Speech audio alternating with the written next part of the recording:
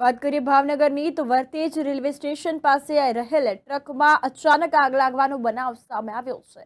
Bhavnagar Vartej railway station પાસે platform number 2 નજીક રહેલી ટ્રકમાં અચાનક આગ લાગવાનો બનાવ બન્યો હતો, જ્યારે આ ટ્રકના માલિક